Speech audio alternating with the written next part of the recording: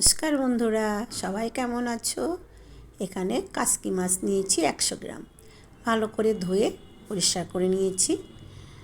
একটা পেঁয়াজ কুচিয়ে দিলাম, 2-3 কোয়া রসুন কুচিয়ে দিলাম, 4টে লঙ্কা কুচিয়ে দিলাম আর ধনেপাতা দিলাম। পরিমাণ মতো লবণ, হলুদ দিলাম, সর্ষে পোস্ত বাটা দিলাম, উপর থেকে কাঁচা সর্ষের তেল দিলাম। দিয়ে মাছগুলো ভালো করে মাখিয়ে নেব হাতের সাহায্যে। হাত দিয়ে ভালো করে মাছগুলো মেখে নিলাম। আর এটা হচ্ছে লাউ পাতা। এখানে 8 পিস লাউ পাতা নিয়েছি, একটা মানে আমি 2টো করে পাতা নিয়েছি, কচি লাউ পাতা। আর ওই মাছটা 4টে ভাগ করে নিয়েছি, একটা করে ভাগে একটা করে কাঁচা লঙ্কা গোটা দিয়ে দিলাম। এবার মাছটা ওর মধ্যে দিয়ে ভালো করে, এই যে কাঠিটা কিন্তু আমি ভেঙে নিয়েছি। নিয়ে দেখো আমি কিভাবে তোমাদের একটা দেখিয়ে দিচ্ছি। ভালো করে মাছটা ভিতরে দিয়ে মুড়িয়ে নিয়ে,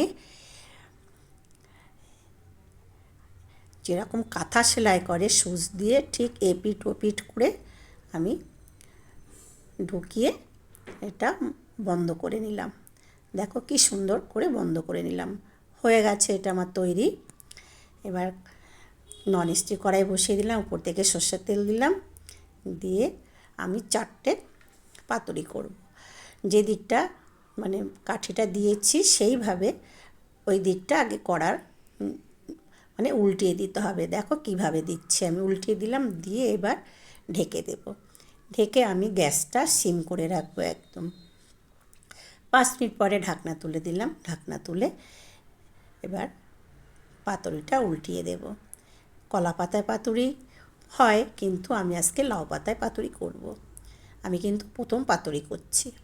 আবারও উল্টিয়ে আবারও ঢেকে দিলাম। গ্যাসটা সিম করে করবে বন্ধুরা। আর এর যে বাষ্পটা বেরোচ্ছে এই জলে কিন্তু সেদ্ধ হয়ে যাবে। আবার উল্টে দিলাম। এইভাবে আমি উল্টে পাল্টে দিয়ে ঢেকে পাতুরিটা রান্না করে নেব। আমার কিন্তু রান্নাটা হয়ে গেছে। এই পাতুরিটা যদি তোমাদের ভালো লেগে থাকে বন্ধুরা, তাহলে আমার চ্যানেলে লাইক, শেয়ার, সাবস্ক্রাইব, কমেন্ট করে দিও। তোমরা কে কোথা থেকে দেখছো একটু কমেন্ট করো। এটা গরম গরম, কী গরম! দেখো কাঠিটা এবার বার করে নিচ্ছি। এত গরম, কিন্তু গরম ভাতের সাথে খেতে এত ভালো হয়েছিল। একবার হলো তোমরা এইভাবে রান্না করে খেয়ে দেখো, আশা করি তোমাদের ভালো লাগবে। আমার তো খুব ভালো লেগেছিলো, আমার মেয়েরও খুব ভালো লেগেছে। হাতে ভীষণ গরম লাগছে। যাই হোক, গরম গরম জিনিস সব কিছু খেতে ভালো লাগে।